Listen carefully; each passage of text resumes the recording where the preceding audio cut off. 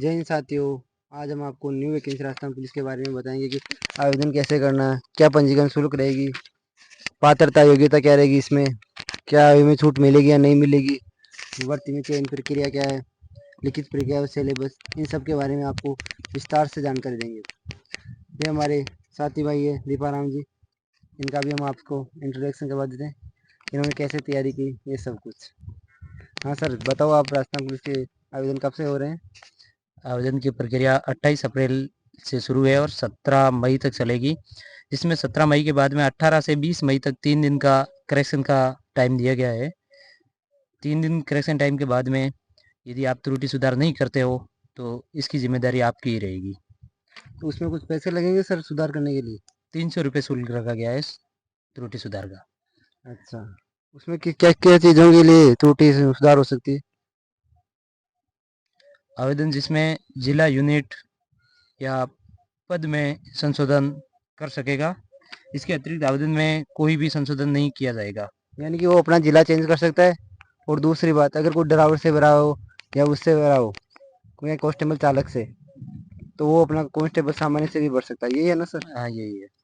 इसके अलावा कोई नाम वगैरह में परिवर्तन नहीं कर सकते, क्योंकि नाम वगैरह सी वो ओटीआर पहले से हो रखा है, उसी से ही आते हैं। अच्छा उसमें संशोधन नहीं होगा। सर, तो इसकी पंजीकरण शुल्क कितनी रहेगी? इसका पंजीयन शुल्क वैसे 400 और 600 जो ओटीआर का है वही रहेगा। ओटीआर के बाद अलग से फीस नहीं लगेगी इसकी। जो ओटीआर पहले से जिसका हो रखा है और पंजीयन शुल्क कटवा दिया है, उसकी अलग से फीस नहीं लगेगी। तो सर, इसकी पात्रता क्या होगी, क्या योग्यता रहेगी इसके अंदर? अब तो क्या है, एज में छूट मिलेगी या नहीं मिलेगी अब की बार? एज में छूट की बात कर ले तो 1 साल की छूट दे रखी है। छूट देने के बाद में सामान्य वर्ग की जो फॉर्म भरने की लास्ट डेट ऑफ बर्थ है वो है 1/1/2008। इसके बाद में जन्म हुआ है वो फॉर्म नहीं भर सकता।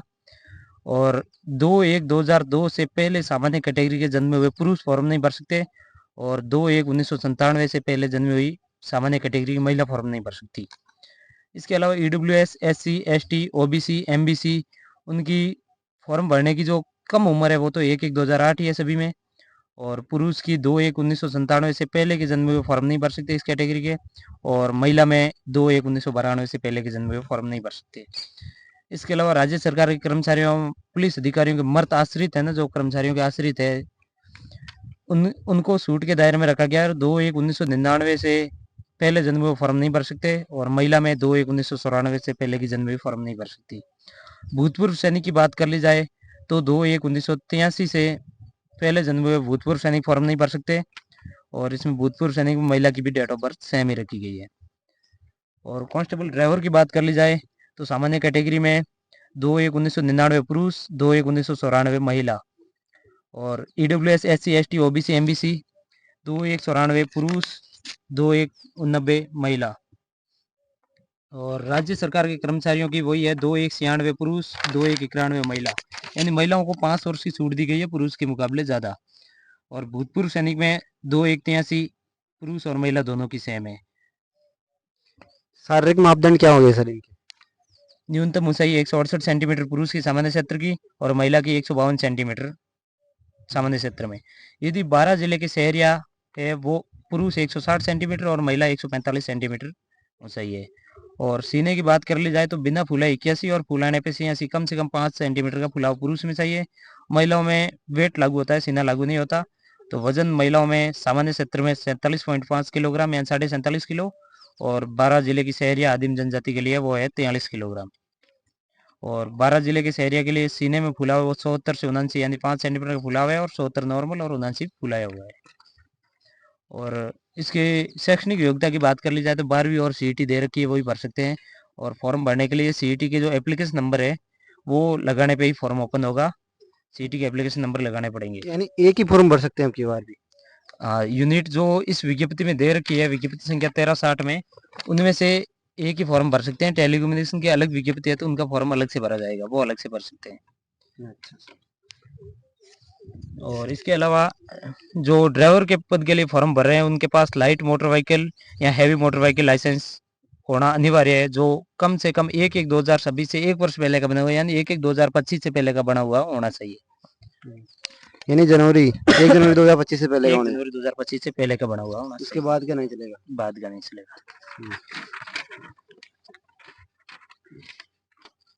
तो सब भर्ती के लिए चयन प्रक्रिया क्या होगी इसमें? क्या क्या होंगे? पहले एग्जाम होगा या फिजिकल होगा? भर्ती के लिए चयन प्रक्रिया में पहले एग्जाम होगा जो 150 नंबर का होगा कांस्टेबल सामान्य और चालक के लिए। कांस्टेबल बैंड के लिए एग्जाम नहीं होता है, इसमें सिर्फ क्वालिफिकेशन वो दक्षता परीक्षा के आधार पर ही लिया जाता है। और इसमें पीटी पीएसटी होगा वो योग्यता में क्वालिफाइंग होता है जो पास करना अनिवार्य है, यानी उसमें नंबर नहीं दिए जाते हैं। और दक्षता परीक्षा कांस्टेबल सामान्य में लागू नहीं है। ड्राइवर में 30 नंबर की दक्षता परीक्षा होती है और बैंड में भी 30 नंबर की होती है। विशेष योग्यता के सामान्य में 20 नंबर मिलते हैं, चालक में विशेष योग्यता के कोई नंबर नहीं मिलते और न ही बैंड में मिलते हैं। विशेष योग्यता में आते हैं एनसीसी, होमगार्ड, पुलिस से संबंधित विषयों में डिप्लोमा या डिग्री जो भी हासिल कर रखी है स्पेशल क्वालिफिकेशन के तहत वो होती है। और सामान्य में टोटल अंक 170 होते हैं जिनमें से मेरिट तय होती है 150 पेपर के जो ओएमआर बेस्ड होगा इस बार।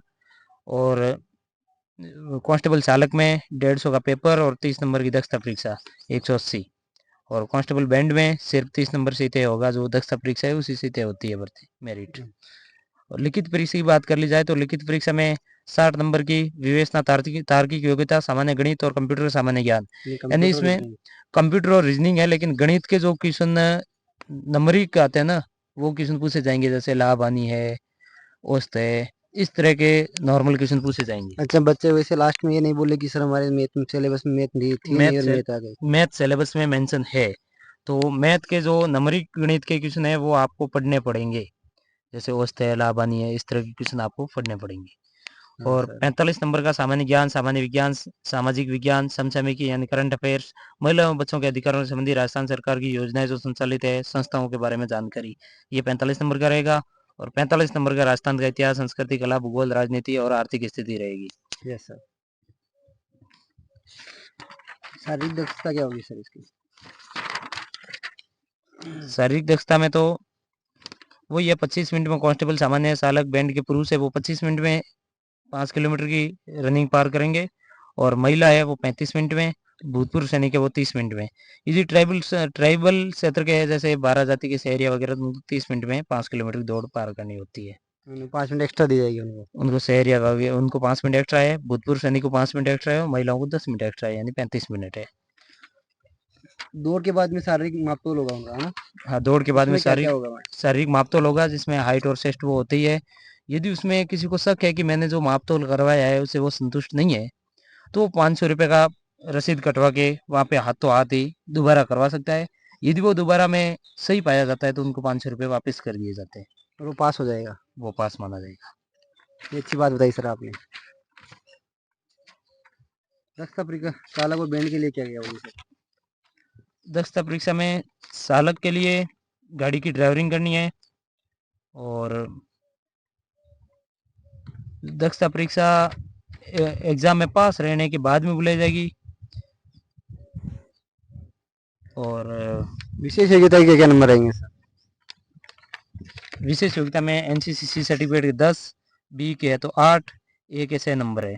हाँ सर। और होमगार्ड में यदि वो 3 वर्ष से सेवा दे रहा है तो 10 नंबर है, यदि 2 वर्ष से सेवा दे रहा है तो 8 है, होमगार्ड में 1 वर्ष की सेवा देने पर 6 नंबर है।